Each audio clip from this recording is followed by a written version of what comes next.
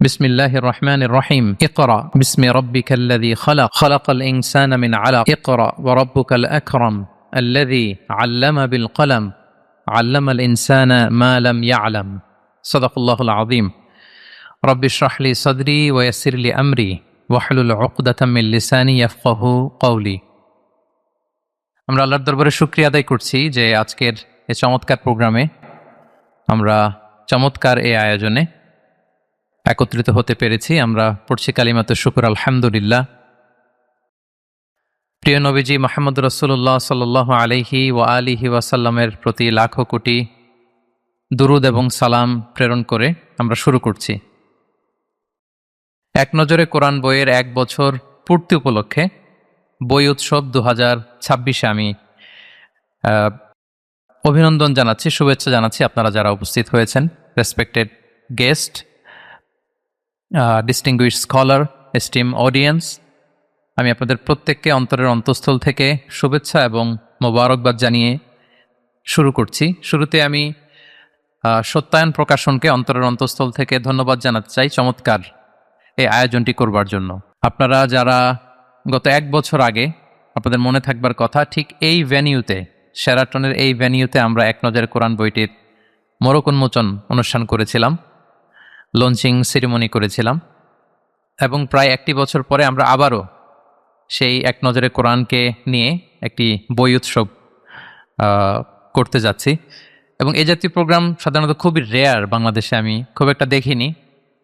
কোনো বইকে ঘিরে, বইয়ের পাঠকদেরকে ঘিরে, শুভাকাঙ্ক্ষীদের ঘিরে একটা সার্টেন পিরিয়ড শেষে আবার একটু গেট টুগেদার করা, একসাথে হওয়া, এটা বাংলাদেশের ইতিহাসে খুব সম্ভবত রেয়ার।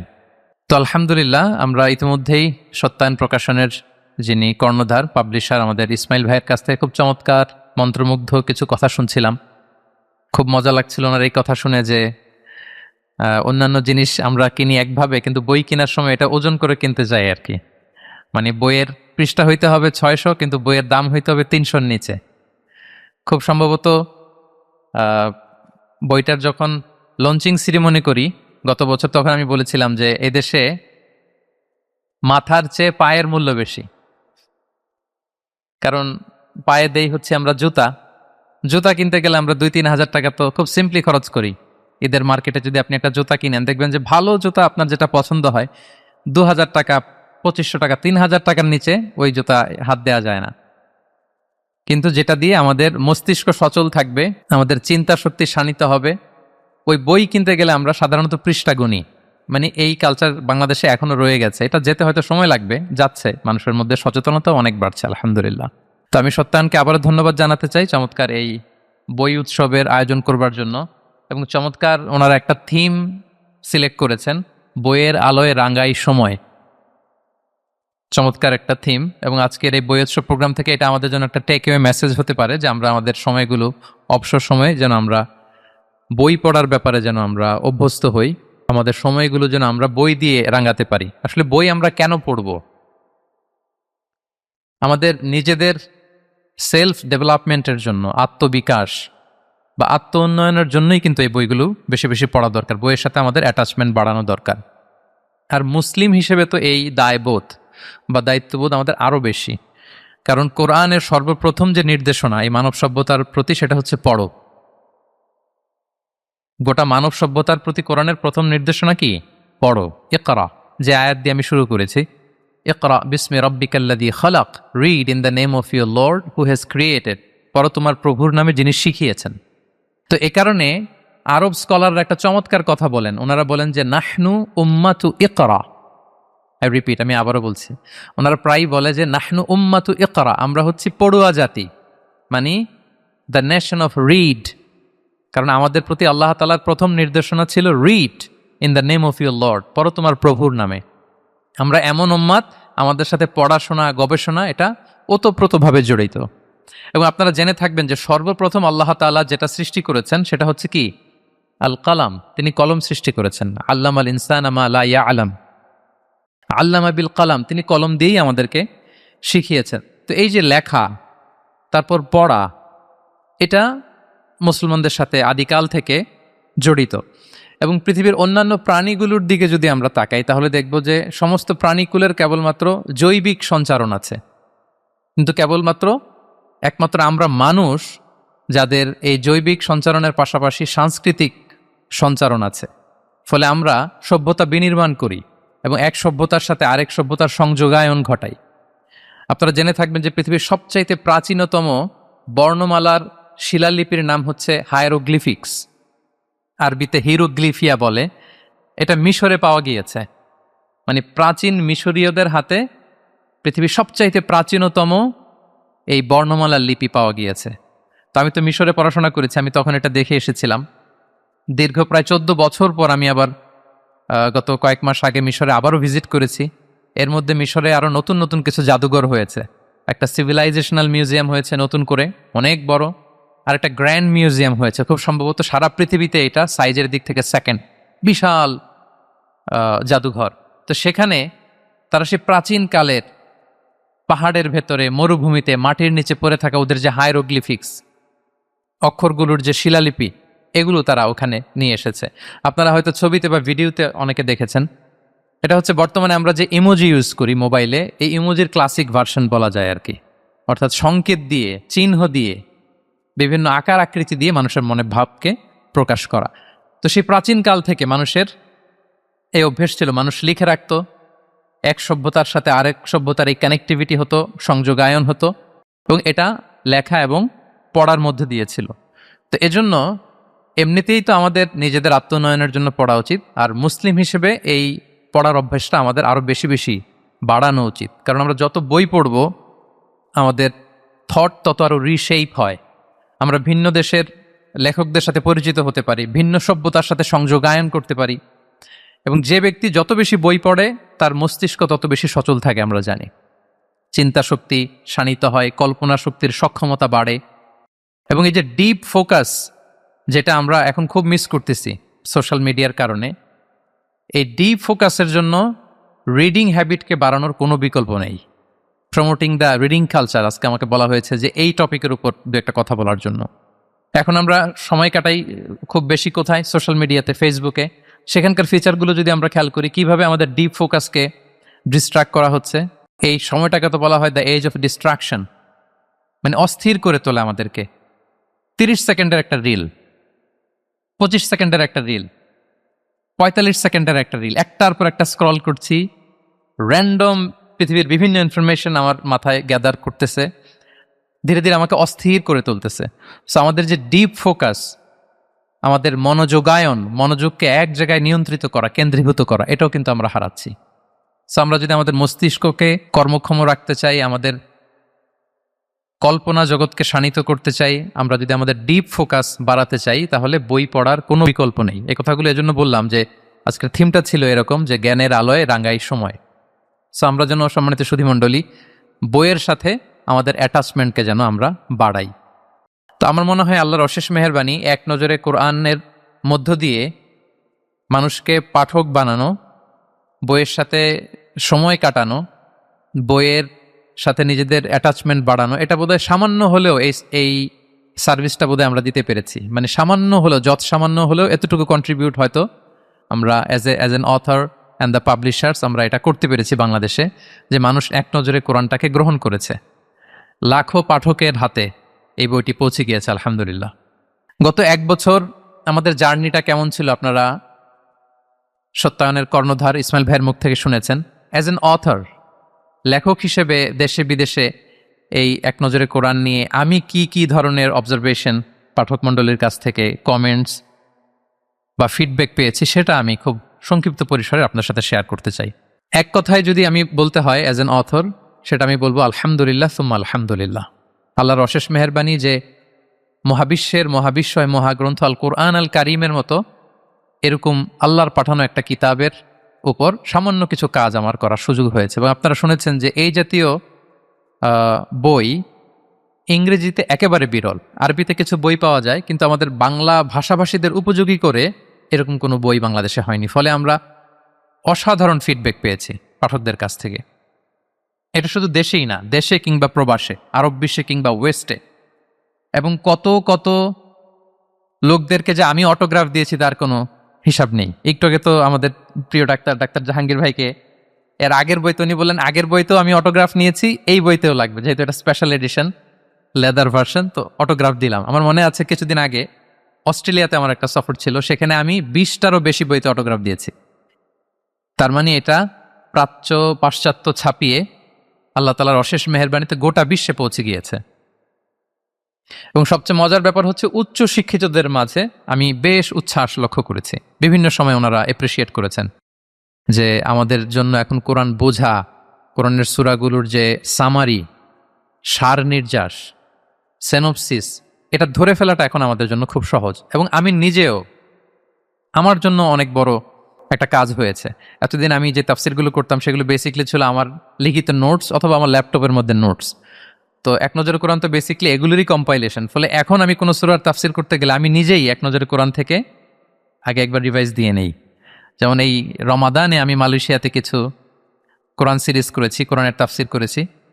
তো শুরুতেই আমি যে সূরাটার তাফসির করব আগে এক নজরে কোরআন থেকে দেখে নেই, যেহেতু আমার আগের নোটস বের করা, ল্যাপটপ থেকে ওই ফাইল বের করা সবচেয়ে সহজ হয়েছে। যে 114টা সূরার সামারি এক জায়গায় চলে এসেছে।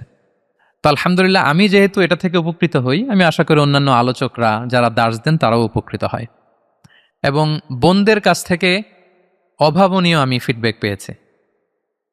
তাদের অবজারভেশন কমেন্টসগুলো ছিল অসাধারণ। আমাদের বোনদের কিছু সার্কেল আছে, আমি কিছুদিন আগে শুনলাম যে বোনদের সার্কেলে তারা এক নজরে কোরআন তৃতীয়বারের মতো রিভিশন দিচ্ছেন। আমাকে বলতেছে যে শায়েখ তৃতীয়বার চলতেছে আমাদের রিভিশন, আলহামদুলিল্লাহ। এবং বিভিন্ন মাসিক পাঠচক্র, সাপ্তাহিক দার্স, এগুলোতে আমরা দেখেছি যে এক নজরে কোরআন নিয়ে আমাদের দারেস যারা দার্স দিচ্ছেন তারা এক নজরে কোরআন থেকে ইনফরমেশন, তথ্যমালাগুলো শেয়ার করছেন। আমি বিভিন্ন জায়গায় এয়ারপোর্টের যদি কিছু স্মৃতি আপনাদের সাথে শেয়ার করি। গত কয়েক মাস আগে আমি কাতারের ধর্ম মন্ত্রণালয়ের আমন্ত্রণে কিছু প্রোগ্রামে জয়েন করতে কাতার যাচ্ছিলাম। ঢাকাতে এয়ারপোর্টে লাউঞ্জে আমি চা খাচ্ছিলাম। তো দেখলাম যে মধ্যবয়সী প্রায় 50 ঊর্ধ্ব একজন নারী দূর থেকে এক নজরে কোরআন আমার দিকে ধরে আমার দৃষ্টি আকর্ষণ করতে চাইছেন। তো আমি মাথা নাড়িয়ে সায় দিলাম যে হ্যাঁ আমি দেখেছি। তো এরপর দেখলাম যে উনি আবার এরকম ইঙ্গিত করে বোঝাতে চাচ্ছেন যে অটোগ্রাফ দিতে হবে। তো তারপর আমি মাথা নেড়ে সায় দিলাম। কিছুক্ষণ পর ভদ্রমহিলার স্বামী এবং ছেলে ওনারা আসলেন, উনি উপাসেই বসে রইলেন। তো তারা এসে বললেন যে আপনার এক নজরে কোরআনের কথা আম্মা অনেক শুনেছে, আমরা আমেরিকা থেকে বেড়াতে এসেছি, তো আম্মার কথা ছিল এই বইটা নিয়ে আবার আমেরিকাতে ফিরতে হবে। তো আজকে আমাদের ফ্লাইট, কাতার থেকে আমরা নিউ ইয়র্কে যাব, এই বইটাতে অটোগ্রাফ দিতে হবে। তো ভদ্রমহিলার নাম জেনে আমি ছোট্ট একটু দোয়া লিখে ওখানে ওনাকে অটোগ্রাফ দিলাম। গত বছর আমার মনে আছে আমি থাইল্যান্ডের সুবর্ণভূমি ইন্টারন্যাশনাল এয়ারপোর্টে যখন নামলাম, দেখলাম যে একদল বাংলাদেশি ভাইয়েরা, একদল লোক, ওনারা আমাকে ঘিরে ধরলেন এবং বললেন যে আমরা ফার্মাসিউটিক্যালস কোম্পানির একটা কনফারেন্স আমরা এসেছি। এবং তারা প্রত্যেকে বলতে আরম্ভ করলেন যে আমরা প্রত্যেকে এই এক নজরে কোরআন কিনেছি। কেউ নিজে কিনেছে, কেউ বউয়ের চাপে পড়ে কিনেছে। মানে তাদের গল্পগুলো শুনছিলাম যে কবে কিনলেন, কোত্থেকে কিনলেন, অনলাইনে না অফলাইনে বা কিভাবে। তো কেউ কেউ বললো যে আমরা সংগ্রহ করেছি, কেউ কেউ বললো যে না আপনার ভাবি তার জোরাজোরিতে আমি কিনতে বাধ্য হয়েছি। তো আলহামদুলিল্লাহ দেশে বিদেশে এরকম অনেক অনেক চমৎকার স্মৃতি আমাদের আছে এক নজরে কোরআনকে ঘিরে। বয়স, নারী, পুরুষ সবকিছু নির্বিশেষে আলহামদুলিল্লাহ আমরা দেখেছি এই বইটি মানুষের পাঠ্য তালিকায় চলে এসেছে। বিশেষ করে ডাক্তার, ইঞ্জিনিয়ার, সেনাবাহিনীর ঊর্ধ্বতন কর্মকর্তা, গভর্নমেন্টের হাই অফিসিয়ালস। আমার মনে আছে যে আমার কোনো একটা প্রোগ্রাম শেষে, গত বছরের আগের বছরে চাপাই নবাবগঞ্জের কোনো একটা প্রোগ্রাম শেষে আমাদের মহিউদ্দিন ভাইয়ের ওখানে আমাদের একটা ডিনারের সেশন ছিল। তো উনি তো ডাক্তার মানুষ, ওনার আশেপাশে থাকেও ডাক্তাররা খুব বেশি, অনেক বড় বড় ডাক্তারদের মিলন মেলা ওখানে। তো ওখানে আমরা শুনছিলাম যে ওনারা বাসাতে এটা পড়েন। বললেন যে কোরআনের সার নির্যাস জানানোর জন্য এই বইটা পেয়ে আমরা খুবই উপকৃত হয়েছি। সো এটা আমাদের জন্য শরফ, অনেক মর্যাদার এবং ব্লেসিংস, আল্লাহ তালার পক্ষ থেকে অশেষ মেহেরবানি যে আল্লাহ তালা বইটি গণমানুষের কাছে পৌঁছে দিয়েছেন। ইভেন বিমানের পাইলট এবং কেবিন ক্রুরা তারাও আমাদের সাথে শেয়ার করেছেন। চট্টগ্রাম বিশ্ববিদ্যালয়ের একটা সেমিনার থেকে ফিরছিলাম, কেবিন ক্রু যারা ছিলেন বিমানের ভেতরে ওনারা বললেন যে আমরা এই বইটা পড়ি। তো যদি আমি পেশাগুলো বলতে আরম্ভ করি, আমার মনে হয় না এমন কোনো পেশার, এমন কোনো বয়সের নারী, পুরুষ, তরুণ নির্বিশেষে প্রত্যেকের কাছ থেকে আলহামদুলিল্লাহ এই বইটার ব্যাপারে পজিটিভ ফিডব্যাক পেয়েছি।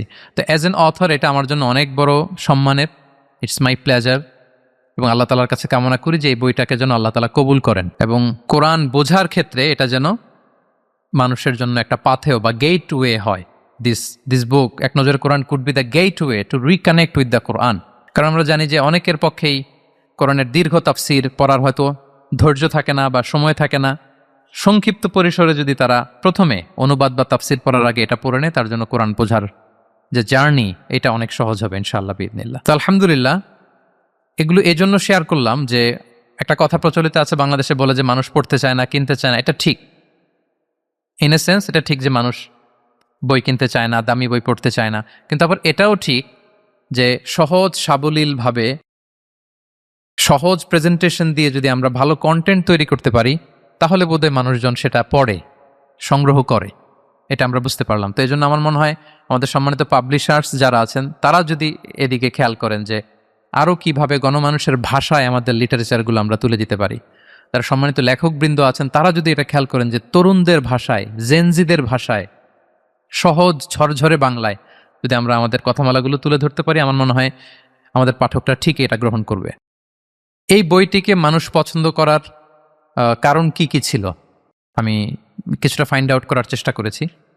প্রথমত আমার কাছে মনে হয়েছে যে এটা কোরআনের কাজ সাধারণত বড় হয়ে থাকে, এটা এক ভলিউমের মধ্যে চলে এসেছে, এটা ইজি মানুষের জন্য ক্যারি করা, রাখা। অনেকেই তাফসির পড়তে চায়, অনেকে আমাদেরকে জিজ্ঞেস করেন যে সে কোন তাফসিরটা আমরা পড়ব। তো যেটার নামই বলি সেটা হয় কমপক্ষে 5 খণ্ড বা 10 খণ্ড বা 15 খণ্ড। তো এটা কলেবরটা অনেক বড় হয়ে যায়। এটা যে লোকজন পড়ে না তা না, পড়ে। সিরিয়াস যারা তারা পড়ে, তারা একটা শেষ করে আরেকটা পড়ে, ওইটা শেষ করে আরেকটা পড়ে। কিন্তু আমি সাধারণ জনগণের কথা বলছি, তাদের জন্য একটু ডিফিকাল্ট হয়ে যায়। আউট অফ ইমোশন অনেকে হয়তো শুরু করে রমাদানে যে আমি ইবনে কাসির পড়ব, কিন্তু কলেবর বড় হওয়ার কারণে 5 দিন 7 দিন পরে খেই হারিয়ে ফেলে, আর পড়তে পারে না। আমার মনে হয় এটা একটা কারণ হতে পারে যে যেহেতু 114 সূরাকে আমরা এক ভলিউমে নিয়ে এসেছি, এবং সূরা যত বড়ই হোক না কেন মাত্র 6 পৃষ্ঠার মধ্যে। এক নজরে কোরআনের ভেতরে আপনারা দেখবেন যে সূরাতুল ইখলাস, এটা যেই সাইজে আমরা আলোচনা করেছি, সূরাতুল বাকারা কোরআনের সবচাইতে বড় সূরা, সেটাকেও আমরা 6 পৃষ্ঠার মধ্যে নিয়ে এসেছি। তার মানে ম্যাক্সিমাম 15 মিনিটস, 15 মিনিট যদি কেউ একটু সময় দেয়, সে একটা সূরার সার নির্যাস, মূল বার্তা সহজেই সে পড়ে ফেলতে পারবে। মানে this could be a reason যে মানুষ কেন এটার প্রতি এত উচ্ছ্বাস, ভালোবাসা বা এটা সংগ্রহ করার প্রতি আকর্ষণটা কেন, যেহেতু এক মলাটের ভেতরে এক ভলিউমে তারা পেয়ে যাচ্ছে। এবং এই বইটা যখন আমরা নির্মাণ করি, আমাদের জন্য সবচেয়ে বড় চ্যালেঞ্জ ছিল আধুনিক সময়ের পাঠকদের মাইন্ডসেটকে লক্ষ্য করে এটাকে নির্মাণ করা। কারণ এটাকে বড় করা আমাদের জন্য খুব সহজ ছিল। আমি আল আজহারে 4 বছর তাফসির ডিপার্টমেন্টে পড়াশোনা করেছি, মালয়েশিয়াতে কোরআনের উপরে এমব্রয়োলজির উপর মাস্টার্স করেছি, হিউম্যান বিহেভিয়ারাল প্যাটার্নসের উপর আমি পিএইচডি করেছি। সো কোরআন নিয়ে আল্লাহর অশেষ মেহেরবানিতে আমার কিছু পড়াশোনা আছে, ফলে যে কোনো বিষয়কে ইলাবোরেট করা আমাদের জন্য সহজ। আয়াত জুড়ে দেওয়া, হাদিস জুড়ে দেওয়া, ক্লাসিক স্কলারদের মতামত জুড়ে দেওয়া, কিন্তু এটাকে প্রেসাইজ করাটা আমাদের জন্য কঠিন। তো এই চ্যালেঞ্জটার মুখোমুখি আমাদেরকে হতে হয়েছে যখন আমরা এক নজর কোরআনকে নির্মাণ করি। বারবার আমাদের রিসার্চ টিম আছে, অনেক সময় আমি কিছু অ্যাডভাইস দিচ্ছি, তারা সেটা কেটে দিচ্ছে, তারা আবার আমার কাছে পাঠাচ্ছে, আমি কেটে দিচ্ছি। এভাবে একটা হিউজ টিম ওয়ার্কের মধ্য দিয়ে মূলত আমরা এই এক নজরে কোরআনটাকে নির্মাণ করেছি। এবং কোরআন যে ডটগুলো আমাদেরকে দেখিয়ে দেয়, আজকের জেনজিদের অভ্যেস দেখবেন যে তারা শুধু ডট কানেক্ট করতে চায়, they wanna connect the dots and to get the solution very quickly. কিভাবে সলিউশন পাবে, এটার আউটকাম কি, আমি কি পাবো, কি বুঝলাম, আমার লাইফের সাথে এটা কানেক্টেড কোথায়, এটা তারা খুঁজতে চায়। এই বিষয়গুলোকে আমরা সামনে রেখে আমরা কথামালাগুলোকে নির্মাণ করার চেষ্টা করেছি। ফলে আলহামদুলিল্লাহ এই ভূখণ্ডের জন্য আল্লাহ তাআলা এই বইটাকে কবুল করেছেন, মানুষ বইটাকে সংগ্রহ করছে এবং পড়ছে। এবং ইতিমধ্যে আপনারা জানেন যে এটা ইনফোগ্রাফিক প্যাটার্নে তৈরি করা। আমরা মাইন্ড ম্যাপিং এর কথা বলেছি, বা ভিজুয়াল নলেজ ম্যাপিং যে আমরা বলি, একটা ম্যাপের মধ্যে চলে এসেছে। পুরো তথ্যের সব নির্যাস আপনি 6 পৃষ্ঠার মধ্যে পেয়ে যাবেন। এই সূরাটার সেন্ট্রাল থিম কি, এটার মেজর থিম কি, এই সূরার আলোচনা শুরু হলো কোত্থেকে, গতিপথে বাঁক নিল কোথায়, এবং প্রত্যেকটা সূরা থেকে আমরা একটি আয়াত বা 2টি আয়াত থেকে রিফ্লেকশন শেয়ার করেছে, যেটা প্রচণ্ড জীবন ঘনিষ্ঠ। আমি মনে করি যে 114টা সূরার কেউ যদি তাদাব্বুরে কোরআন বা রিফ্লেকশন অংশটুকু পড়ে, সে অনেক অনেক উপকৃত হবে। এবং আমরা এই ফিডব্যাক পেয়েছি যে রিফ্লেকশন পড়ে যে তাদের জীবনে যে আসলেই পরিবর্তন এসেছে, এরকম অনেক অনেক অনুভূতির কথা আমরা জানতে পেরেছি। এবং পাঠকদের অনুভূতি নিয়ে তো একটা কম্পাইলেশন আপনাদের সামনে শোভা পাচ্ছে, সেখানেও আপনারা দেখবেন যে কত হৃদয়গ্রাহী অনুভূতি ভালোবাসা সিক্ত অনুভূতি আমাদের পাঠকরা আমাদের কাছে পাঠিয়েছেন, আলহামদুলিল্লাহ সুম্মা আলহামদুলিল্লাহ। এবং বোদ্ধা শ্রেণী যারা, গবেষক শ্রেণী যারা, তারা এই বইয়ের রেফারেন্সিং যেটা, এটাকে খুব অ্যাপ্রিসিয়েট করেছেন, প্রশংসা করেছেন।